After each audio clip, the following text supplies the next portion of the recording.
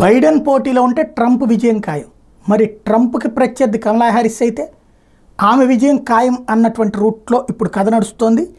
తాజాగా కమలా హ్యారిస్ అధ్యక్ష రేసులోకి వచ్చాక బైడెన్ మీద ఆద్యంతం ఆధిపత్యం ప్రదర్శించిన ట్రంప్ జోరికి చెక్ పడింది.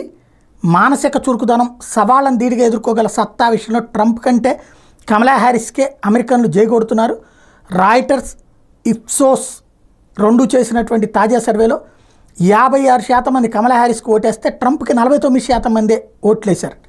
ఇక్కడే తేడా. అంటే ఇదేంటంటే అక్కడ ట్రంప్ని గెలవనివ్వకూడదు అన్నటువంటి గేమ్ నడుస్తూ ఉంటుంది ఎప్పుడు కూడా. ఎందుకంటే ఆయుధ ల్యాబీలు, సోరోస్ లాంటి వాళ్ళని నడవనివ్వడు ట్రంప్. అదే బైడెన్ అయితే వాళ్ళు చెప్పినట్టు వింటాడు. ఇక్కడ చూడండి, సాధారణంగా సర్వేలో 56% మంది కమలా హ్యారిస్కి ఓటేస్తే అవతలకి ఎంత ఉండాలి? 44 ఉండాలి. కానీ 49 దక్కినాయి అంట. ఇదెట్టా సాధ్యం? 49కి 56 కలిపితే 105 వచ్చినాయి. అట్టట సాధ్యమవుతుంది. రెండవది, CNN జరిపిన దేశవ్యాప్త సర్వేలో కూడా ట్రంప్కి 49% వస్తే హ్యారిస్కి 46% ఓట్లు వచ్చినాయి. అంటే క్రమంగా ఏం చేస్తారంటే ఒక ఆర్టిఫిషియల్ క్రియేట్ చేస్తారు.